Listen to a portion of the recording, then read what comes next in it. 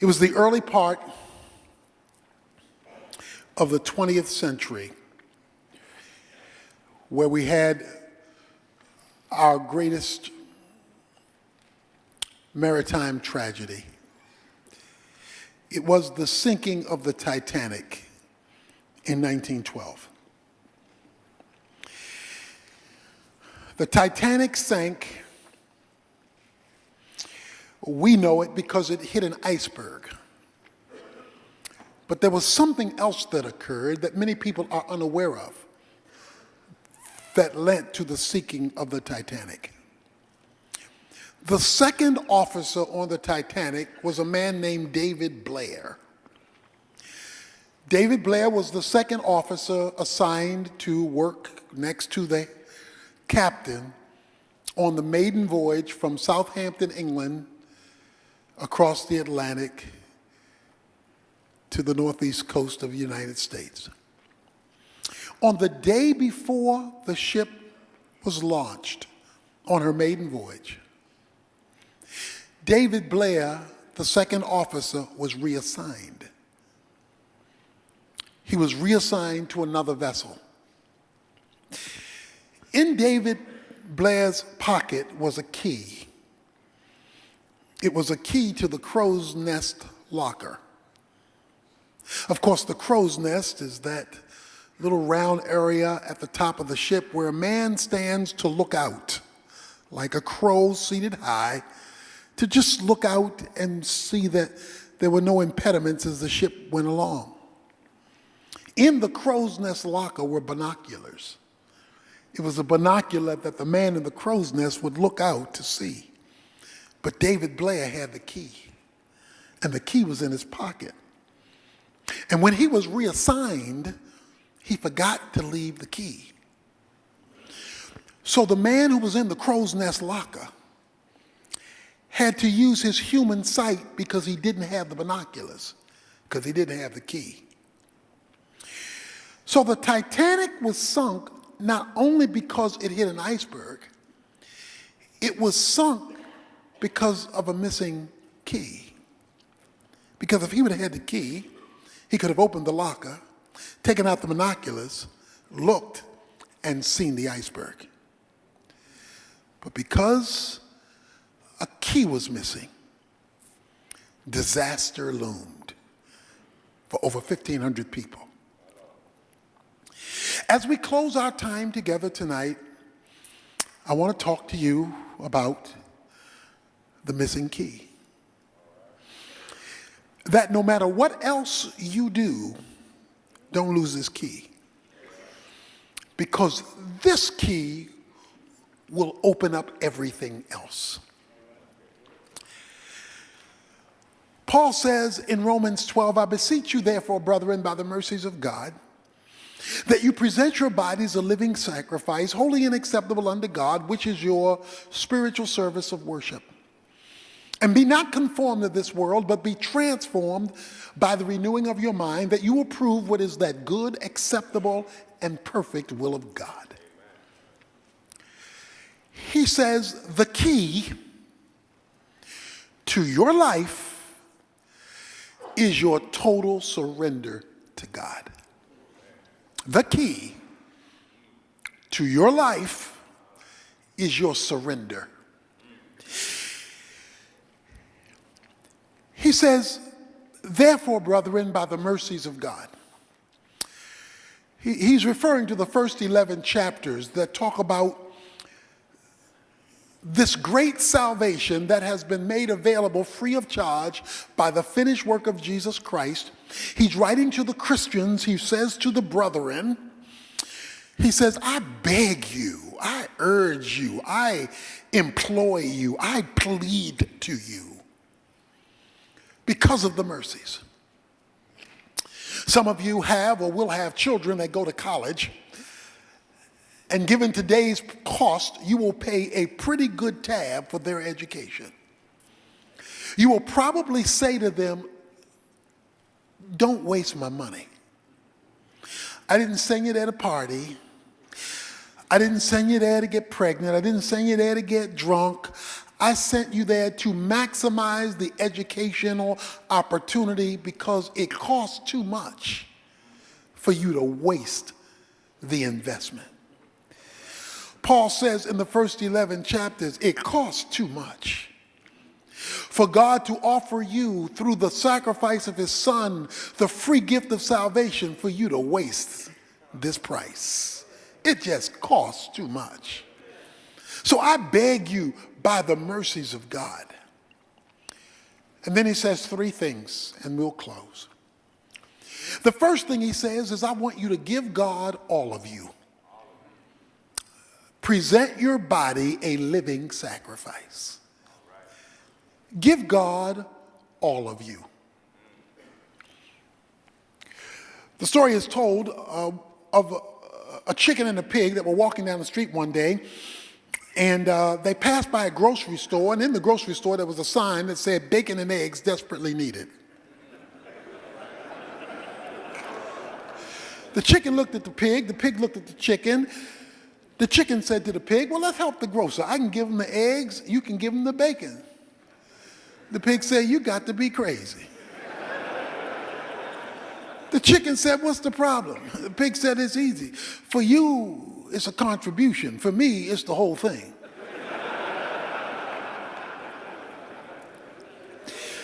See, a lot of us as men want to give God an egg here and an egg there, here an egg, there an egg, everywhere an egg, and God wants some pork chops, ham hocks, pig feet, chitlins. He wants the whole thing.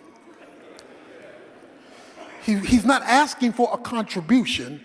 He's not asking for visitation. He's asking for full custody. Present your body a living sacrifice. When I sign books after this service and go to the back and I'll sign your books, I'll put in Galatians 2:20. I am crucified with Christ. I'm dead. Nevertheless, I'm alive. I live. But yet not I, because I'm dead. It's Christ who lives in me, so I'm alive. Well, Paul, how are you going to be dead and alive at the same time? Because the life which I now live, I live by faith in the Son of God who loved me and gave himself for me. In other words, Paul says, if you ask me about me, I can't tell you that much because I'm a dead man walking. But if you ask me about him, we can have a long conversation because he has become the definition of my existence. He says, I beg you, by the mercies of God, to present your bodies. To go for it, as Jonathan said.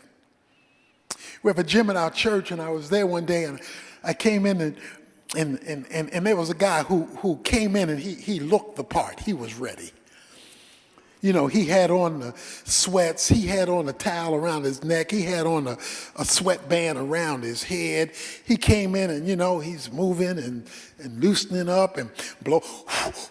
He had it going on. He stepped on the treadmill and got going on the treadmill for about 5 minutes. After 5 minutes, he got off the treadmill, wiped his head and said, "Y'all have a good day." He looked the part. But he wasn't serious about the workout. So you can look the part, go to church, say the right words. You can look the part without the commitment. And he makes it clear that there is no commitment if there is no sacrifice. Present your body as a living sacrifice, a living dead thing.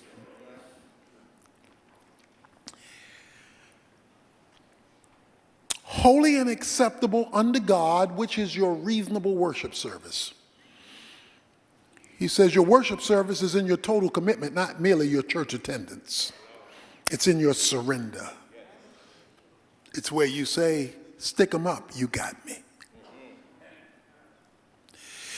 He calls it a holy sacrifice. Many times we get the word holy mixed up with the word righteous. Righteous speaks of living up to the standard God gives us. But the word holy means set apart as unique or special. In fact, there's a whole book in the Bible about God's holiness. It's the book of Leviticus. And although people don't read that much because it's steeped in the Old Testament sacrificial system, the basic concept of the book of Leviticus is a no trespassing sign. In the book of Leviticus, God puts up a no trespassing sign, that is, boundaries around his uniqueness. There are three concepts in the book of Leviticus: that which is profane, that is that which is evil, dirty; that which is common, regular; and that which is sacred or holy. It's sort of like dishes at home. You have the dishes in the sink. We'll call those the profane dishes because they're dirty. They're in the sink and they've been eaten on and there are leftovers there and crud on them. So those are the profane dishes. Then you have the kitchen cupboard, and those are the common dishes. You use those for breakfast, you use those for lunch. They're not dirty, they're not profane, they're just regular. But then in this other private room called the dining room, those are the holy dishes. They got their own room, they got their own glass case, they got their own privatized silverware. And you better not touch it unless it's a special occasion or we having company over, because those are not for everyday use. Regular is not bad, it's just not special. So when God says holy, he means recognize my uniqueness and don't treat me as regular. In today's driving world, everything is unleaded.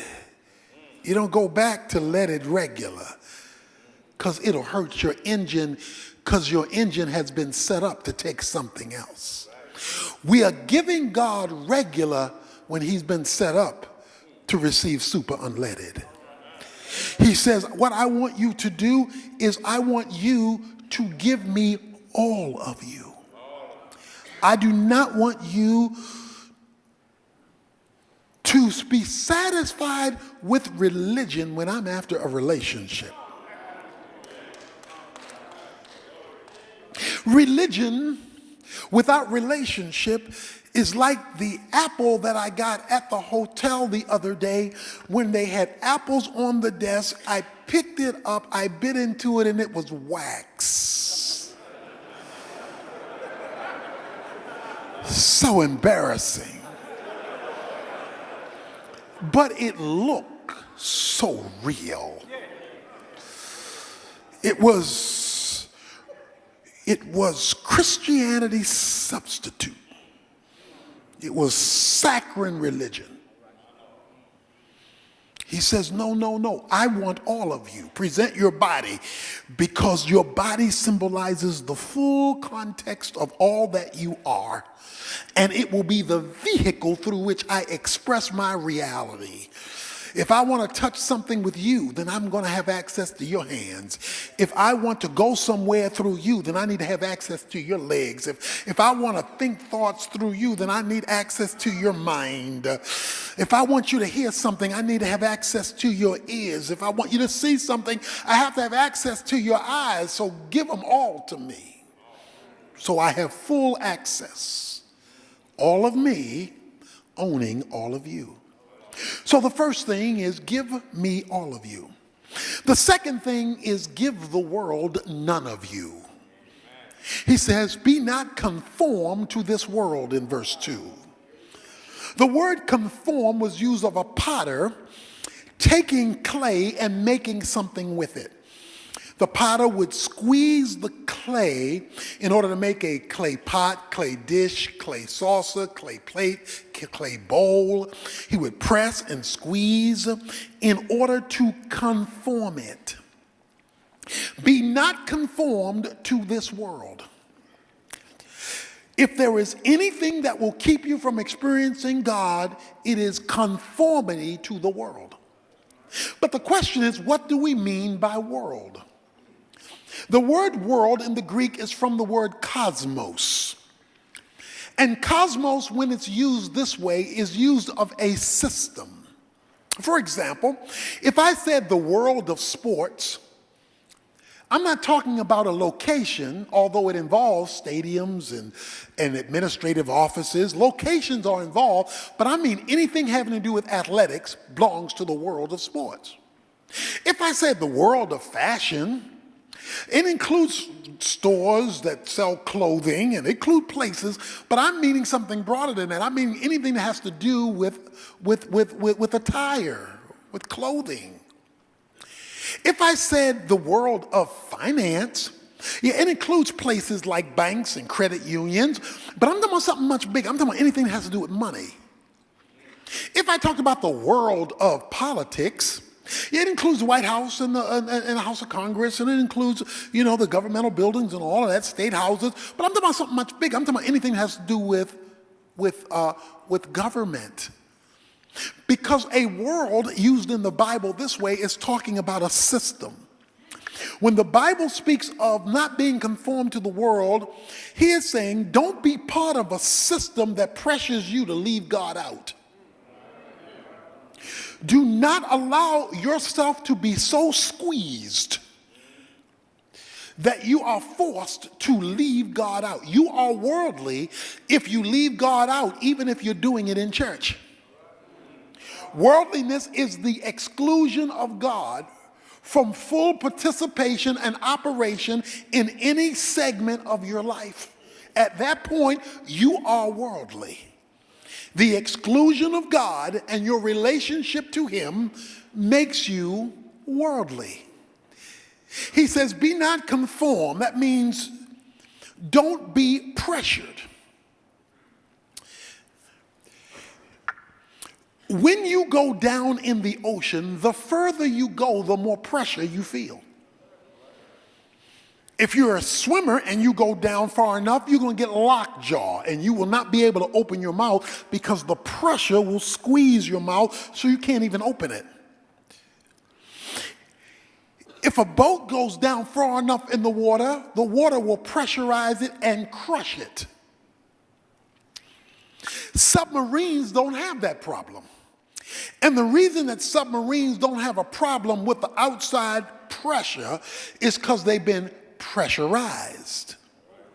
That is, submarines can go to the bottom of the ocean floor because they have more pressure on the inside than pressure coming at it from the outside. What he's saying is, I want you to have so much of me in you that the pressure coming at you from the world in which you live is not able to override you because there's more of me in you than of what they're coming at you with out there. We went to New York and Macy's, and we were passing by Macy's, my wife and I, and there was a crowd in front of Macy's window. There's this crowd in front of the window. And we're trying to figure out why is this crowd in front of the window? And then we look, and there is this mannequin, just mannequin not moving. But the longer we looked, this was a living mannequin. We knew it because the eyes would blink. No movement except the eyes would blink. So the eye blinking let us know this was not a dummy. This was a living mannequin. What caught my attention and what kept the crowd there was not only that this was a living person, but all of these kids were there trying to get the lady to move. They were going, they doing all this, they waving their hand. They are trying to distract this woman, but she wouldn't budge. Apart from the eyes blinking. The reason that she didn't budge is because the owner of Macy's had placed her in the window to be a living representative of what that kingdom had to offer. And her job was not to let the world outside of the window distract her from the instructions she got inside the window.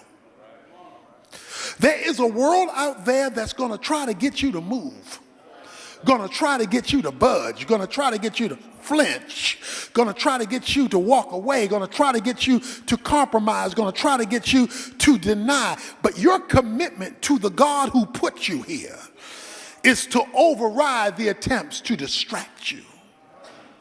Be not conformed to this world. When a scuba diver goes into the water, he's in foreign territory, because a human being is not made to live in the water. Not made for that. That's a foreign world. That's a world for fish. That's not a world for human beings. But a scuba diver, because he knows this is not where I live, but it is where I work. He does a job, so he has to go to work. And he has to go to work in a foreign sphere, a place he doesn't belong. So what the scuba diver does is he puts on his back a tank. And inside the tank is the life source from the world he does belong to, because it's an oxygen tank. Inside the oxygen tank is his life source. So in order to make it in a foreign world, he takes the power from his world, straps it on his back so he can make it in that world. If he tries to make it in that world without the source from his world, that world will kill him. But if he puts on his back the source from his world and takes his world into that world, he can survive in that world even though he doesn't belong in that world, because he took from this world what he needed to make it in that world. Or if you catch a fish, if you like fishing, and you catch a fish, you're bringing a fish out of the world in which it belongs into a world that it does not belong. And so when you reel in the fish, you see it flipping and flopping and jumping. You see the mouth opening and closing, the gills opening and closing, because the fish is struggling to survive in foreign territory. There's only one reason you brought that fish out of its homestead. You brought that fish out of its homestead to kill it and eat it. Satan wants us out of our homestead to eat us up. So you don't be conformed to that world. You're not a fish. But you got to go to work. You got to go to work with fish. Well, then wear your tank. Go with your substance from the world of which you belong. Don't try to be them in that world. You weren't made for that, because you and I have been seated with him in heavenly places. We belong to another location. Give God all of you. Give the world absolutely none of you. Full surrender. And be transformed, he says, thirdly, by the renewing of your mind. Be transformed by the renewing of your mind. What's interesting is the word transformed is not the same Greek word as conform. Transform comes from the word where we get our English word to be metamorphosized.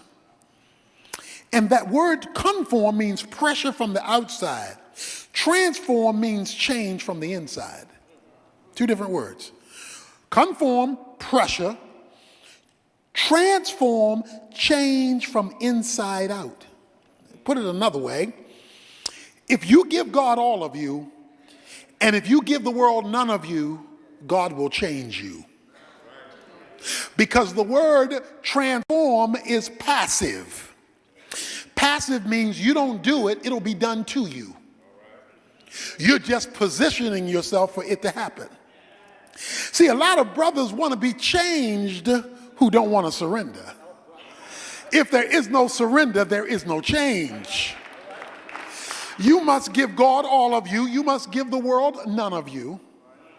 And God says, I will begin the process of cocooning like a caterpillar coming out, a butterfly coming out of a caterpillar.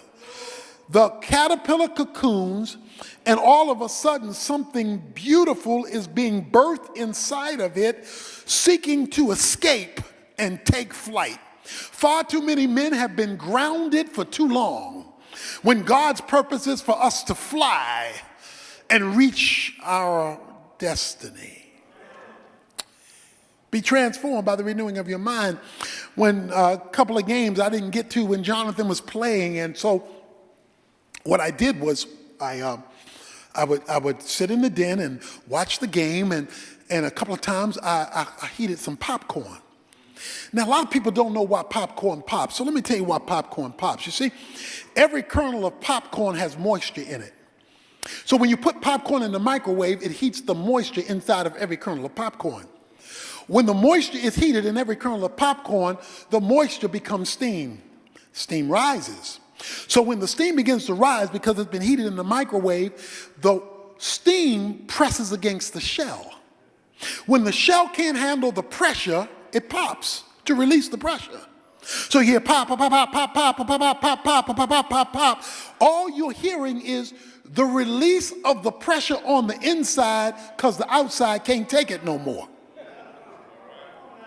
If you give God all of you, if you give the world none of you, God will create steam inside of you so that you will begin to expand in the spirit, so that the outside must give way to the inside.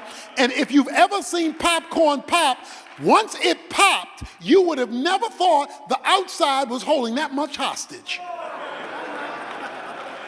Because once it pops, all that good stuff comes out. Now, I don't know if you've ever tried to eat unpopped popcorn before, but that's a miserable experience. But you give it the right environment, and it's good. But be transformed by the renewing of your mind. Be transformed in your thinking. We don't have time to go as deep into this. In the book Destiny there, it talks about the fact that what God does, and he's transforming your mind, that he begins to change the way you think so that his thoughts become your thoughts. And he concludes in verse 2 by saying, and you will prove what is that good, acceptable, and perfect will of God. You will prove. That word prove, interesting. You'll see worked out.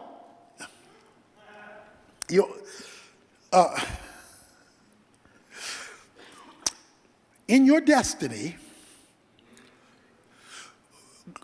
you won't have to find God's will. It'll track you down. Okay. I think I use the illustration in my book Destiny. It says this. It says, when a woman is pregnant and gives birth, she doesn't have to make milk come. God has so constructed a female that milk knows when to come. It knows that a birth has occurred, and the body is then transformed on the inside to produce what it was created to produce. So all she does is let flow what has already been provided. God has already provided your destiny, your purpose as a man. But unless there's full surrender, you'll never see it flow, because God hasn't seen a birth yet. It's surrender, gentlemen. That's the missing key. God must own all of you. The world must own none of you. Then he will transform you so that you will see him work it out, work it out, work it out. You'll see the milk flow of his good, the best thing for you, acceptable. You're going to like what he comes up with. Perfect. Nobody can take it from you, will of God. But you may be saying, Tony Evans, you're asking me for so much. God's asking me for so much. Okay, watch this now. In every football game, there is only 17 minutes of contact. In a football game, they're only touching each other for 17 minutes. That 17 minutes is part of a 1-hour game. Every football game is 1 hour. But there's only 17 minutes of contact in the 1-hour game.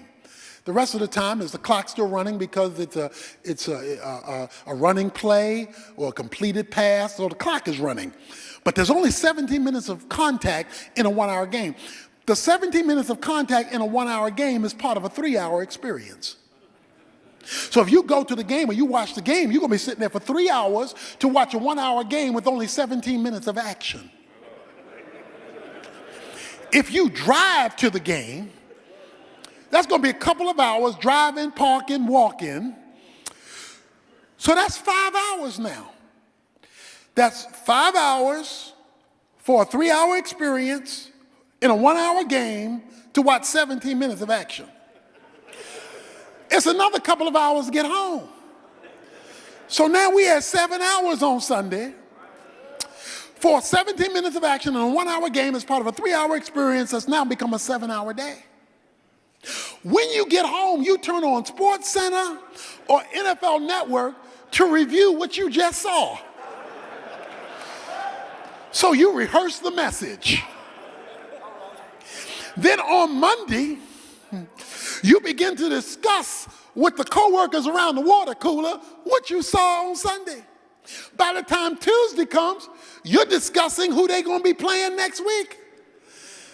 In other words, your whole week can be consumed by something that only gave you 17 minutes of action in a 1-hour game that's a 3-hour experience that was a 7-hour day, and that's got you all emotionally high or emotionally low. Now, I have a question. What have the Cowboys done for me lately? Not much. But God gets you up every day. God sustains you, provides for you, protects you, and most importantly, redeemed you.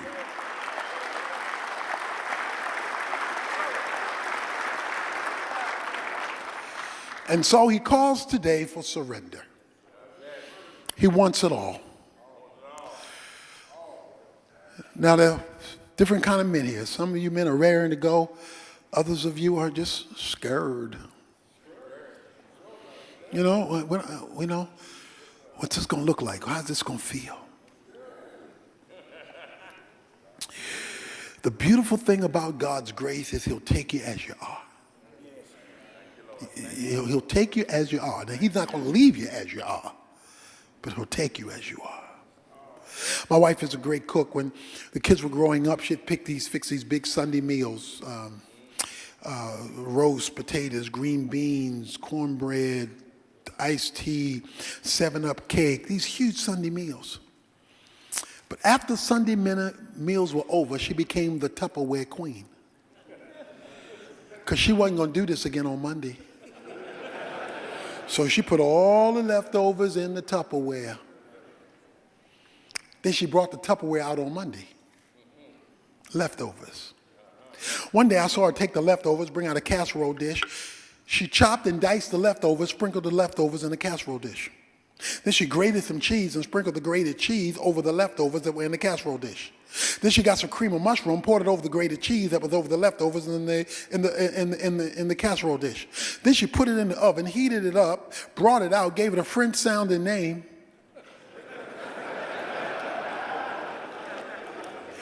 And that was the best stuff I ever had in my life. That stuff was so good.